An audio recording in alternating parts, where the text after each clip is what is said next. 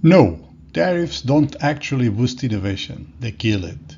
Everyone says protection helps local industries grow, but what we'll see in this episode is how research actually dies in isolation and thrives in multinational partnerships. That's the world we live in. And so, in this episode of InnovEU, the EU Project Chronicles, I'll show you why technology transfer works best across borders, why research works best across all kinds of borders. Then you'll hear from Alisa Zakaria. Zakaria, I'm sorry, Alisa, I never know how to pronounce it. She'll tell us all about the Intellimac's great tech transfer success story. This actually redefines what's possible in advanced manufacturing in Europe, and it takes place in Bergamo, Italy. And it's a great talk. You shouldn't miss it. And then we'll unpack EU call 220 million to fund clean mobility. Something to be aware of, especially if you have the right international partnership. So I hope you enjoy the episode. See you soon.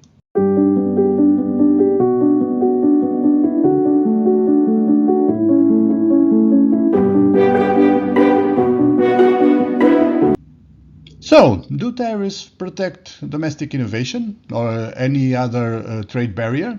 Deglobalization, does it protect domestic innovation?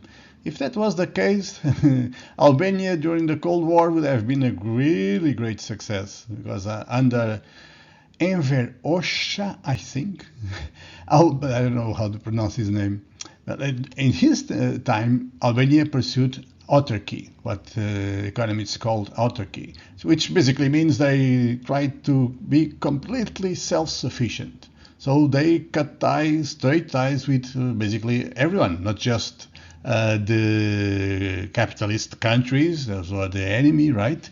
But also with the USSR, with China.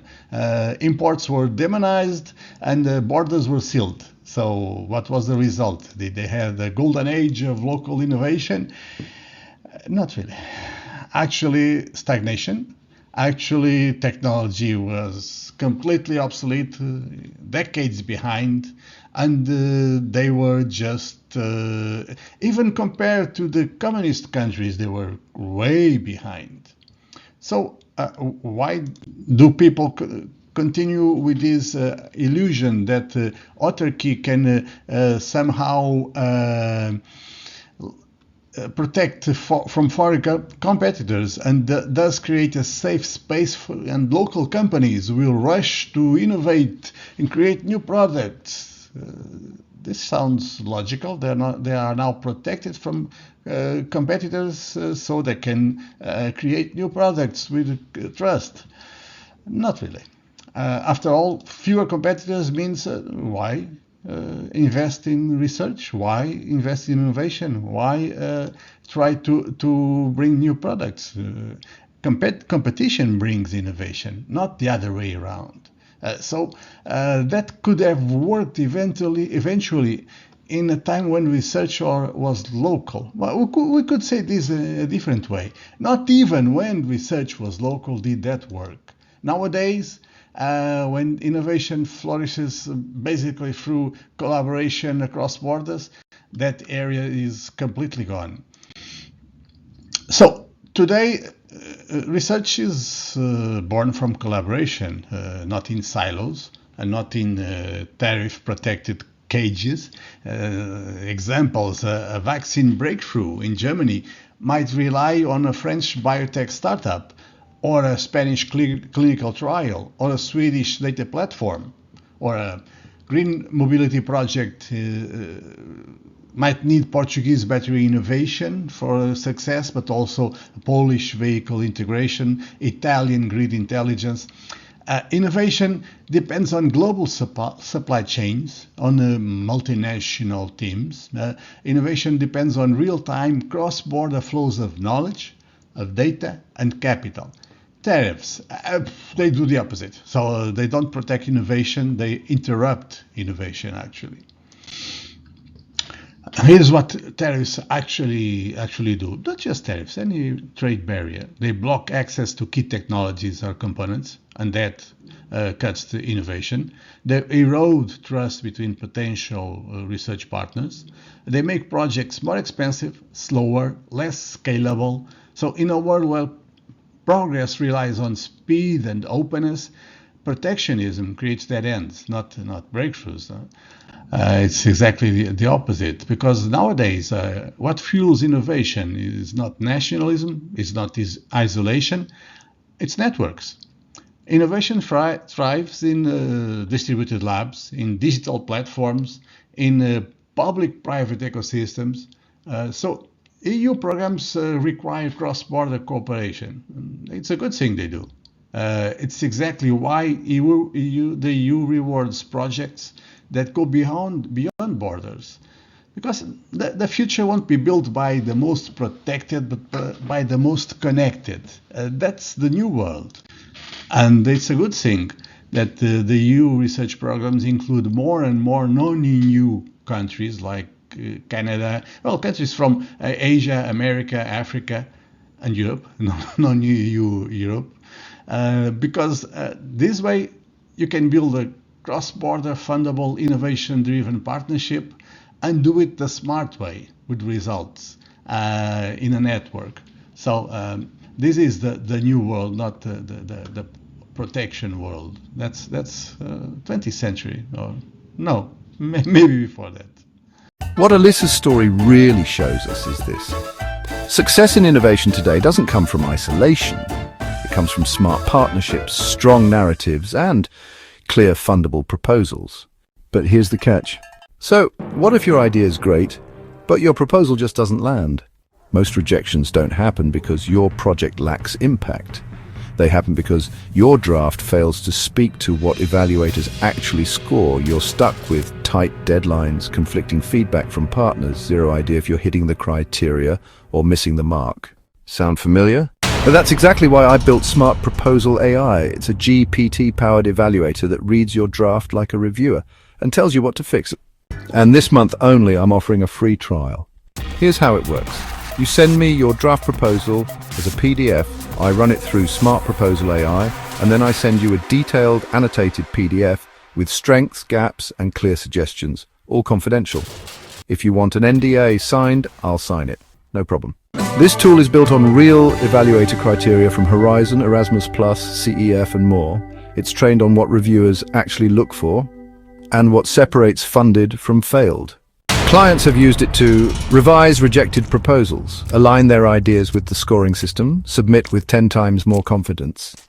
Now you can try it for free. No form, no funnel, just send me your draft. Details are in the show notes. Offer ends May 31st. You've got the idea, you've got the partners.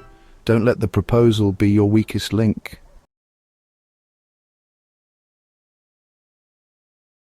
So welcome back to InnovEU. This week we have with us Alyssa Zakaria. She promised she would tell us all about IntelliMech, but before you do that, can you please tell us a little bit who is Alyssa Zakaria? You are in Bergamo, Italy. Why? Why are you there and what do you do? Well, I was born in Bergamo. I have lived in Italy for all my life, mainly. I have only lived abroad for a short period during the PhD. My background is actually in the biomedical field, so I'm a biomechanic engineer, and I've been working for IntelliMech for the last 4 or 5 years, supporting the funding of EU projects and collaborations. So I hear, for what I hear, IntelliMech is very strong on innovation and on the use of EU-funded projects. And you are based in Chilometro Rosso. Please tell us a little bit about IntelliMech. Yes, well, Chilometro Rosso is an innovation district close to Bergamo. And we as IntelliMech, we are a private research consortium. We are located inside Chilometro Rosso, and Chilometro Rosso is actually also one of our partners. We involve now more than 70 companies in the area, mainly in Bergamo, but also Brescia, Milano. And so in the Lombardy region, but also a few more companies in the north of Italy. And yes, let's say that our main objective is to share the efforts needed to perform the test before invest phase. So we used to support our companies during this preliminary investigation of new technologies. And when they are really convinced in developing the technologies for their facilities, for their business, we support them in participating in funding if they need it, or in finding the proper collaborations and ecosystem to pursue their objectives. Okay. What are the main sectors of activity? Maybe I think you have some presentation, some slides to use. Yes, I can share my screen. Maybe. Can you see it? It's on the way. Yeah, we can see it. Okay, perfect. So our companies are, I would say that most of them are a discrete manufacturer, both in the electrical and in the mechanical sector, but we have also companies dedicated to construction and also companies more focused on the digital services or also business services. They are both large and small enterprises. Let's say that IntelliMech may be useful for small enterprises as they usually do not have the right resources to perform this kind of researches internally. But it's also useful to large enterprises if we think that to really improve our processes, our internal products, we need to enhance the whole supply chain, not only our internal activities. Let me interrupt to say Yeah, to tell our listeners in Spotify or Apple Podcasts that you are showing a slide with a huge panel of companies, and if they are interested in knowing more about those companies, well, they can go to YouTube or Substack and check the video. Please go on. Thank you. Yes, indeed, they are now more than 70 companies. We are now more than 20 employees. And as I said before, they are actually located maybe in the north of Europe, while we as IntelliMech, we are located in this innovation district in Bergamo, Chilometro Rosso. It's a very nice place. If you want to come and visit us, we are always open. I will. And yes, our mission is basically to connect these companies with the opportunities related with the new technologies. So to fill the gap between the research, the academic research, and the market. So we used to position ourselves in middle TRLs between 4 and 7, more or less. And I would say that our activities are mainly dedicated to monitoring of the innovation trends, to promoting best practices, sharing and contamination among our companies, and of course also to develop some concrete projects, but always at middle TRL without reaching the commercial level. You leave that phase for the individual companies. Yeah, indeed. We can support them in finding the proper collaborators, but yes, our main focus is the test before invest. Mm-hmm. I like that. Test before invest is a good motto. Go on. Yes. So just to briefly describe our journey, let's say, how we used to build this in practice. We start from the identification of the technology trends. So we start from the identification of the thematic area that we want to study, to investigate. And these thematic areas are proposed by our universities. So professors from universities mainly, by the industries themselves, or also by IntelliMech researchers and these initiatives involving the young resources of our companies, which is IntelliMech Next, which involves all the researchers from the industries under 35 years old. And so we collect all these thematics and we present these thematics in an event that we have each year, and it's called Industrial Advisory Board. In this event, the companies can indicate which thematic is most of interesting for them and how they see this thematic implemented in their company. So once we have identified the best thematics, we started implementing these shared research activities or cluster activities when we don't involve all the IntelliMech partners, but only a small consortia of our members. And then we present the results during the year in monthly events, where we can discuss the results, we can gather more interest from the companies, and we can understand if this technology is actually of interest for them, or if they understood that, okay, it's interesting, but we cannot develop it at the moment. And if they want to develop it, so if they want to really apply this technology in their business, we support them with competitive projects, so we can develop something internally, or we can connect them with the proper technology provider, or we can support them in identifying the right funding opportunities if they need some economical support. So just to wrap up our internal projects, we have the shared projects, which involves all the IntelliMech partners, and all the IntelliMech partners can participate simply paying a small fee each year. We have this fee now, it's below 10K per year, so it's a very small fee. And all the partners have the same rights, to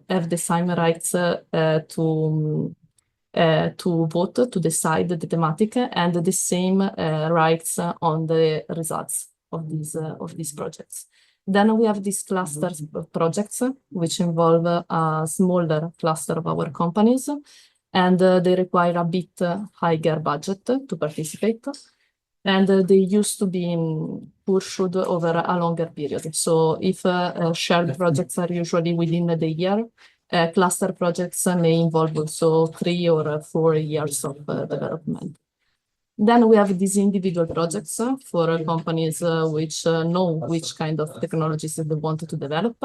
And these are competitive projects if they have the economic resources to pay on their own, or funded projects if they are interested in a technology but they cannot afford it economically. So concerning the shared research projects, these are our main business pillars, actually. As I was saying to you, they are shared among all the partners, and they used to be concretized in round tables, technology scouting, or development of use cases. In this case, we use the data from the companies, or development of demonstrators, which are usually built in public laboratories or deductive factories. And yes, on the slide, you can see the preferences of the last year, which are mainly on artificial intelligence, performance optimization, and augmented reality.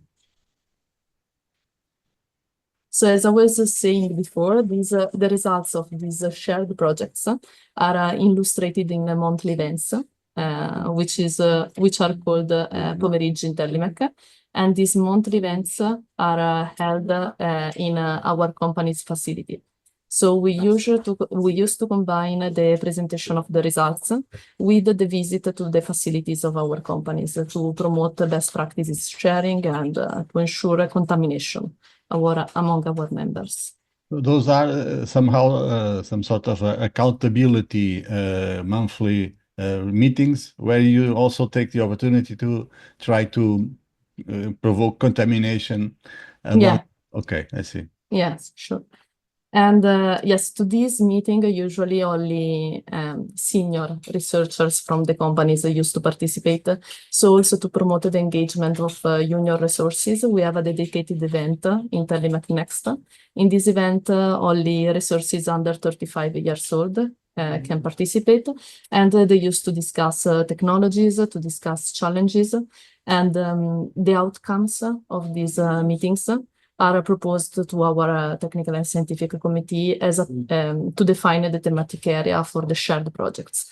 So this is also a nice initiative that we have recently started to involve junior resources.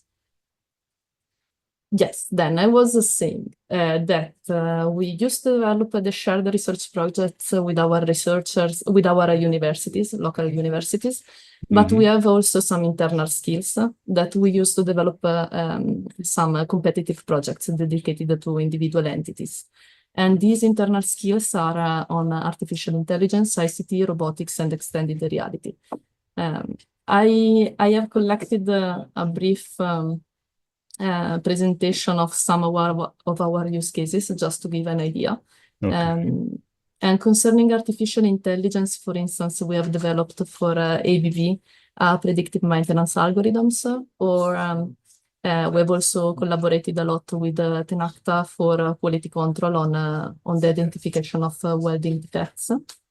Then, for instance, concerning ICT, we are now collaborating with SDF to improve, to digitalize the quality process. And we have worked, for instance, with ITEMA to build a remote monitoring system. Concerning extended reality, I have reported here successful case from funded research projects. This was a project, an experiment conducted in the framework of Shop4CF. We participated with elettrocaballaggi in one of the open call of Shop4CF, and we have developed this augmented reality tool to support the operators during the assembly procedure. Also with connection to the IoT data, to the field data, thanks to this FIWARE framework. And instead, concerning robotics, I wanted to introduce this public-private partnership that we have started. This is a nice cluster project that we have developed. So as I said, the cluster projects are the projects involving a small consortium of our member. In this case, it was a consortium of 9 companies. These companies paid a bit more than the annual fee. Well, not a bit, paid something more than the annual fee to propose use cases to this laboratory. And these use cases were developed in collaboration with the Italian Institute of Technology. Now, they not only proposes only use cases, but they also brought their employees in this laboratory. So they also introduced one employee in the laboratory so that this resource could develop the use case together with the researchers from the Italian Institute of Technology. And in this way, they could bring inside the company not only the use case, but also the competencies to develop the use case. So yes, we mainly worked on a flexible robotic workstation, robotic assistant, on avatars, so on teleoperation and logistic 4.0. These use cases were developed in the last 4 years, but we have now started the new round, so the second iteration of this cluster project. And concerning this kind of public-private partnership, we are now also working on a new partnership with the University of Calabria to develop a similar initiative in artificial intelligence. Okay. Yes, and in the end, I wanted just to talk about our communication team. They not only organize monthly events and events for young people and dissemination in our network, they also promote this journal, this industrial journal, which is published each 6 months with no advertising, but only focused on industrial discussions, on events, debates, and disseminate project outcomes. Let me ask you a question. Yeah, you came to the end, okay. Yes, it's the answer, tell me. I don't need to interrupt you, but thank you for telling us all about IntelliMech.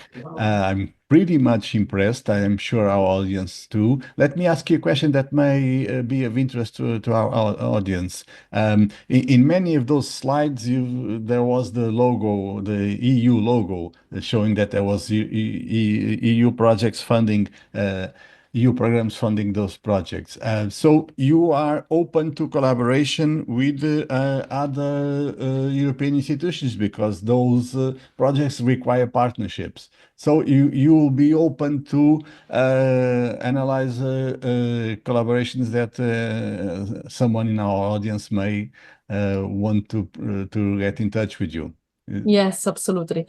I mean, we as Intellimec have a very clear view on the needs of our industries. So we used to participate to this kind of collaborations and initiatives, bringing use cases, bringing pilots and demonstrative scenarios. So for sure, if anyone has an interesting idea which they think it could be interested to apply in an industrial scenario, we usually are able to provide a good industrial scenario to test it. For what I could see, you'll be open to collaborate in many different sectors, but almost all of them in industrial scenarios, like you just saying. Is that correct?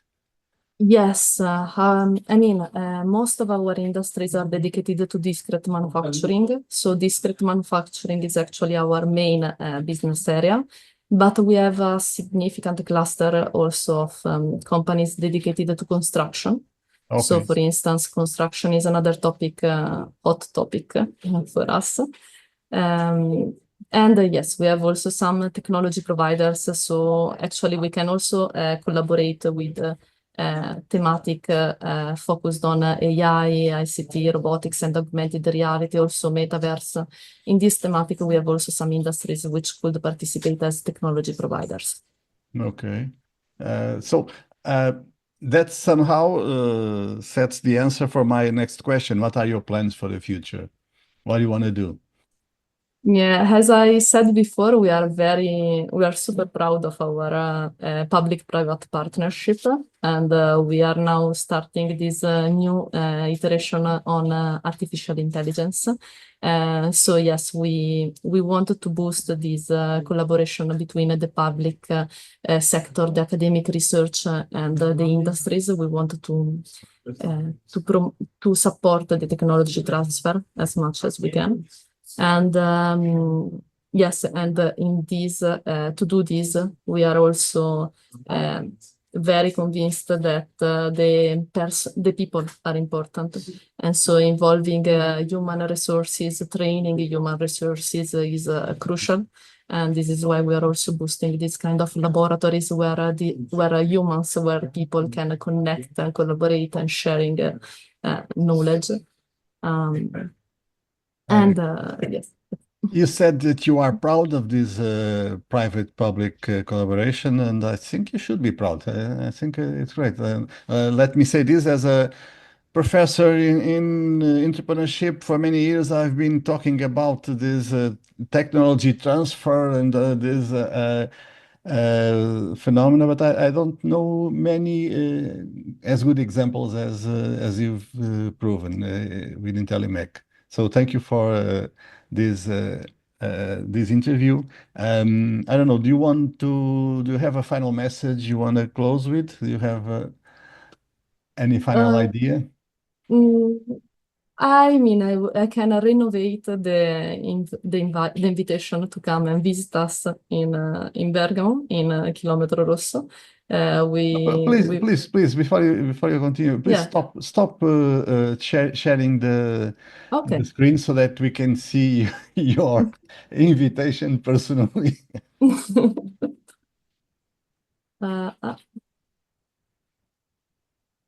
Is It doesn't work? Stop now? No. Oh, I ruined it.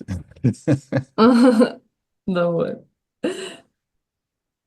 Okay, maybe. No. It doesn't want maybe now. Okay, yeah. Okay, great, yes. great. So, the contacts that were in your last slide, can I put them in the podcast notes? Yes, please. So, what's your final message, please? So I can renovate the invitation to come and visit us in Bergamo at Chilometro Rosso. We would be more than happy to welcome you. And yes, if you have any technologies you want to share with us to test in industrial scenarios, we are more than happy to collaborate and to discuss about it. Or if you want to establish similar initiatives with as we are doing now in Bergamo and in Lombardy, we are more than happy also to discuss how we perform our networking activity, how we ensure that these collaborations are effective.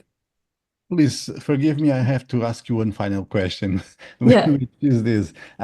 We've been for decades listening to people complain about how Europe was basically losing industry. How do you say that in English? I don't remember. Are you optimistic about the future of industries in Europe? Is there a place for an European industry, or are we too expensive? What do you think about that?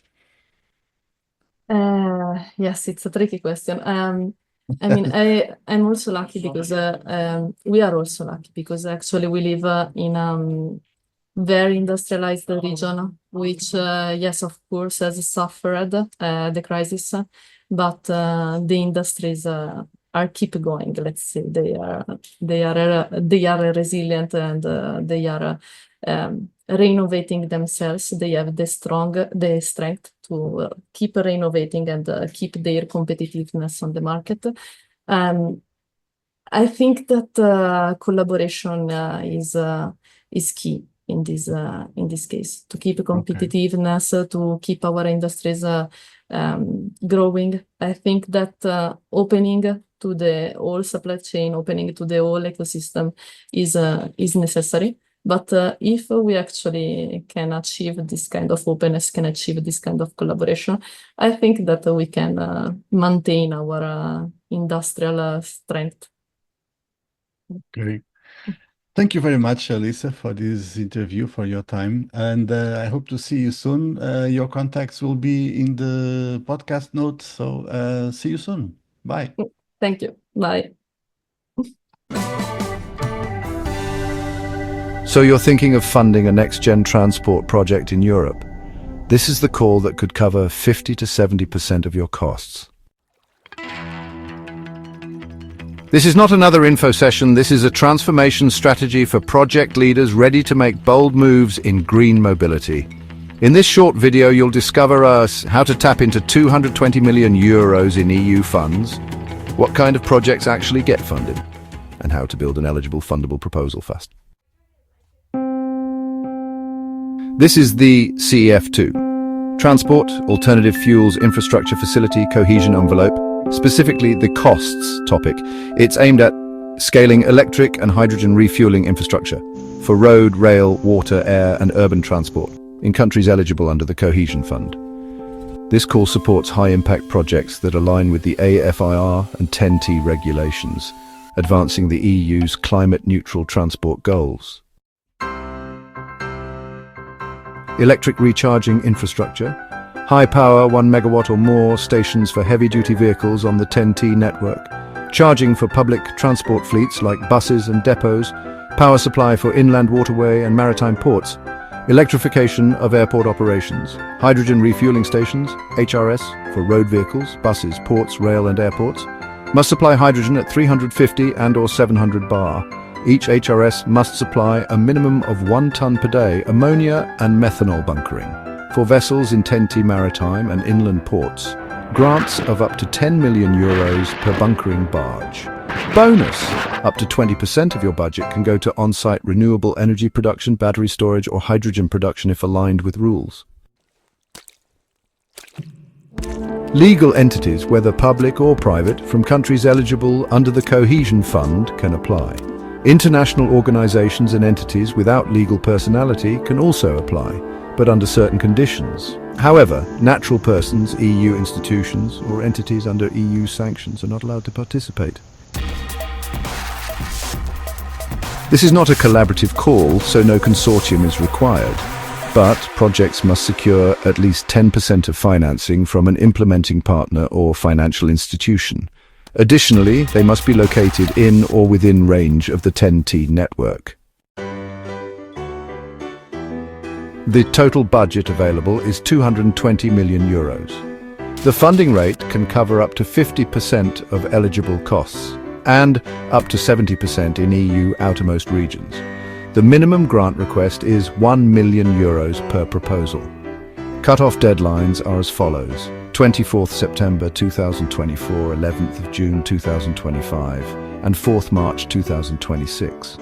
All deadlines close at 1700 hours CET, Brussels time. Projects must be completed within 39 months of the cut-off date.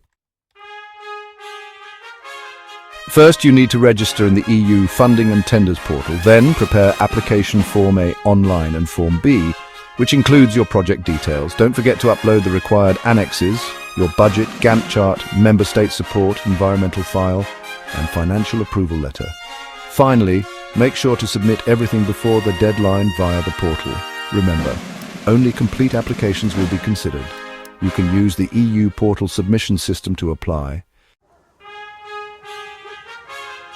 The dominant narrative says only big consortia and experienced players win transport calls. We say wrong mindset. You don't need a large consortium. You need a clear plan, a strategic partnership with a bank, and alignment with the 10T goals. This call rewards catalytic effect, urgency, and impact, not size.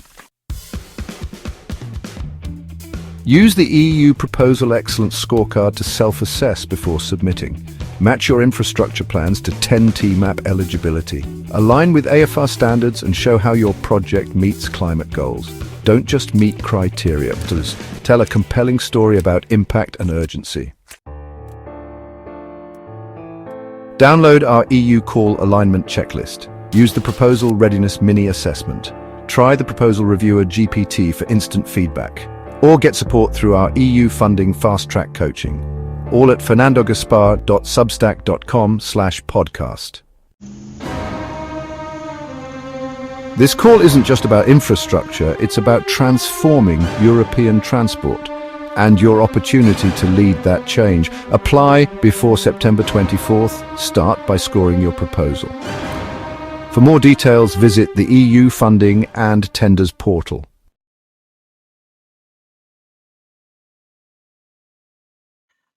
InnovEU, the EU Project Chronicles, is a weekly video podcast. Please subscribe to Polixoc's newsletter to receive every podcast episode. And if you like receiving it, please press like in whatever platform you are watching or listening. Also, please share InnovEU and Polixoc with anyone you feel will enjoy it.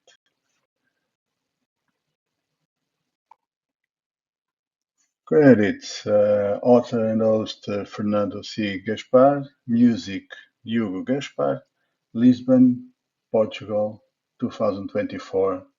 Reach us by email or DM.